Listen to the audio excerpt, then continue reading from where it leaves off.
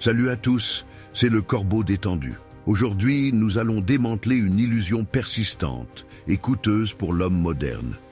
Imaginez que vous essayez de résoudre un Rubik's Cube, les yeux bandés, persuadé que vos mouvements logiques vous rapprochent du but. C'est l'analogie parfaite de ce qui se passe quand les hommes tentent de comprendre la psychologie féminine en utilisant une logique purement masculine. Vous utilisez le mauvais système d'exploitation, une incompatibilité fondamentale, qui vous garantit l'échec. Aujourd'hui, je vais vous montrer le véritable code qui tourne en boucle dans l'esprit des femmes.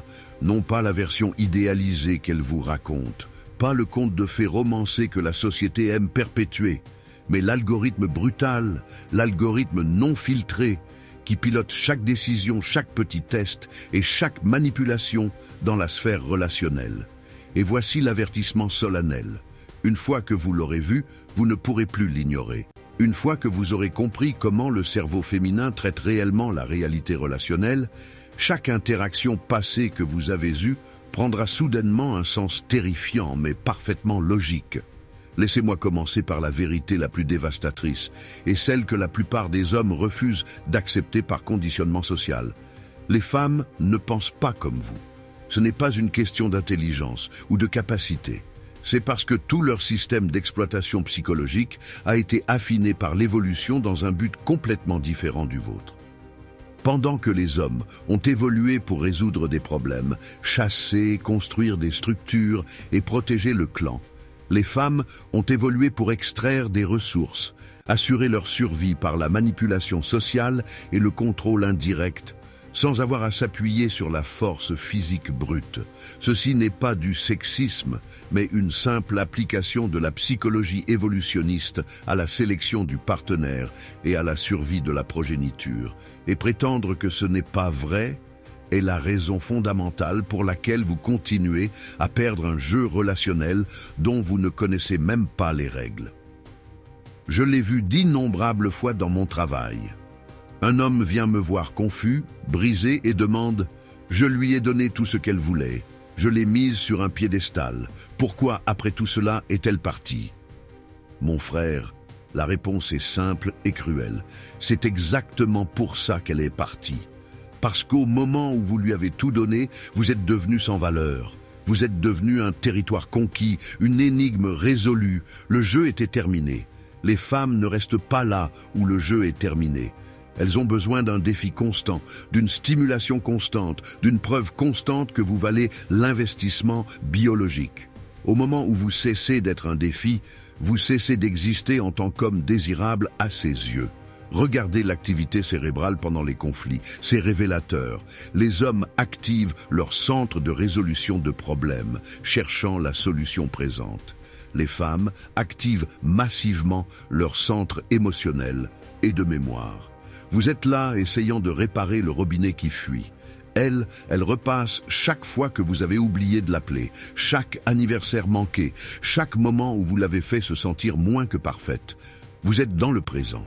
Elle est dans chaque moment qui a jamais existé, simultanément. C'est le fonctionnement de la fonction mémoire émotionnelle qui crée une archive complète et permanente des risques passés. Maintenant, décortiquons l'algorithme à 4 variables qui régit la prise de décision féminine. Chaque interaction y passe. Première variable. Qu'est-ce que cela me fait ressentir maintenant? La prise de décision est ancrée dans l'immédiateté émotionnelle. La question n'est pas « Est-ce une bonne décision pour notre couple dans 5 ans ?» La question primordiale est « Est-ce que cette situation, cette personne, cette interaction me procure une émotion positive et stimulante maintenant ?» Le futur est subordonné au sentiment du présent. Si le présent est confortable, prévisible ou ennuyeux, cela est perçu comme une menace existentielle à la stimulation nécessaire. C'est pourquoi la stabilité est facilement confondue avec l'ennui et le chaos est souvent interprété comme de la passion. La stimulation émotionnelle est la monnaie primaire. Le nisgi est prévisible, il échoue lamentablement à satisfaire cette première variable. Deuxième variable, que puis-je extraire de cette situation? C'est la variable de l'extraction de ressources. Les ressources ne sont pas seulement l'argent, elles incluent le temps, l'attention inconditionnelle, le statut social, les contacts et l'énergie émotionnelle. Le cerveau féminin est constamment engagé dans le minage de Bitcoin relationnel. Si un homme ne représente plus un gain clair et croissant en ressources, l'investissement émotionnel diminue. L'homme qui est perçu comme stagnant devient un risque. La valeur d'un homme est dans son potentiel d'action et d'ascension, pas seulement dans ses possessions actuelles. La ressource la plus cruciale extraite est le contrôle. Quand un homme se rend complaisant, il abandonne son cadre. La femme prend ce cadre par impératif de sécurité.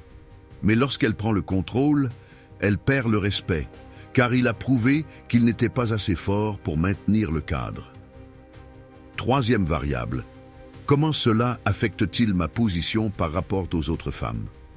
Malgré tout le discours sur la sororité, les femmes sont engagées dans une compétition brutale, constante et subtile, portant sur la qualité du partenaire et le statut. Le statut de l'homme qu'elle a est directement lié à son propre statut social au sein du groupe. Chaque décision est filtrée par le prisme. Qu'est-ce que cela dit de moi aux autres femmes? Et est-ce que je gagne ou je perds dans la hiérarchie sociale? L'approbation sociale, mesurée par les autres femmes, est une ressource essentielle. L'avènement des médias sociaux a transformé cette variable. L'homme stable, discret, est un échec par rapport à l'homme démonstratif des réseaux, car la validation externe est devenue plus puissante que la validation interne. Quatrième variable. Puis-je faire mieux? Ce calcul tourne 24 heures sur 24 et 7 jours sur 7. C'est le mécanisme de maintien des options, hypergamie. Le cerveau féminin ne se contente jamais d'une situation suffisamment bonne si l'opportunité d'une meilleure option se présente. Cette variable évalue constamment le marché. Quand elle exprime de la frustration, c'est le résultat audible de ce calcul qui indique que l'homme actuel perd de la valeur par rapport aux options potentielles. L'homme doit être en constante compétition contre lui-même pour rester l'option la plus viable. Cette quête est une dépendance au processus de validation plutôt qu'au résultat final. Ce système est la raison pour laquelle les concepts masculins de loyauté et de stabilité sont mal interprétés. Vous pensez que la loyauté est un contrat moral. Elle pense que la loyauté signifie que vous devez continuer à gagner la compétition pour son attention et son investissement chaque jour. Au moment où vous cessez de concourir, vous l'avez abandonné. Votre complaisance est une trahison. Votre contentement est de la négligence. Votre satisfaction est un rejet. Elle a besoin que vous vous battiez pour elle. Le cas classique illustre la logique de la relativité. Une femme quitte le mari stable pour un homme attentif, puis le quitte car il est trop collant. Le cerveau ne traite pas les valeurs absolues. Il ne traite que les changements relatifs, le sentiment de gagner l'attention. Elle veut avoir l'impression de vous conquérir chaque jour. Le testing est l'outil principal pour exécuter l'algorithme. C'est un calcul de valeur en temps réel. Quand elle crée du drama ou pousse les limites, première variable, elle teste. Est-ce qu'il maintient le cadre? Si vous capitulez, vous fournissez l'émotion, mais vous prouvez votre manque de force. Deuxième variable, contrôle. Si vous maintenez votre cadre, vous réussissez massivement la deuxième variable et la quatrième variable. Vous restez l'homme de haute valeur. La femme respecte le maintien du cadre plus que le sacrifice de soi. Le mythe du chevalier blanc est l'exemple le plus flagrant de l'exploitation de la logique masculine pour la deuxième variable. L'homme est conditionné à résoudre ses problèmes, pensant gagner de l'amour. En réalité, il confirme son rôle de pourvoyeur, mais il échoue à générer du respect. Le respect vient de la force et du contrôle, pas du service. La femme respecte la force qui pourrait lui dire non, mais choisit de dire oui selon ses propres termes. Le cœur de la différence réside dans la perception du risque. Pour l'homme, le risque est physique. Pour la femme, le risque est relationnel et social. C'est la perte de statut, la perte d'options, la sélection d'un partenaire de faible qualité. Cet impératif justifie l'exécution constante des 4 variables de l'algorithme. Elle est biologiquement programmée pour ne jamais se reposer sur ses lauriers. En conclusion, si vous voulez cesser de perdre le jeu, vous devez cesser de jouer selon les règles masculines. Vous devez intégrer l'algorithme féminin pour anticiper ses besoins de stimulation, de ressources, de statut et d'options, sans jamais vous y soumettre entièrement. Vous devez rester à jamais l'énigme non résolue. L'homme qui réussit est celui qui définit son propre cadre de valeurs, qui ne fait pas de la première variable le centre de sa propre vie, car cela mènerait inévitablement à l'échec de la quatrième variable. Vous devez vous concentrer sur votre propre système d'exploitation, l'accomplissement, la construction, l'objectif. C'est votre force, c'est votre cadre, et c'est la seule chose qu'elle respectera à long terme. La seule façon de gagner est de ne jamais cesser de vous améliorer.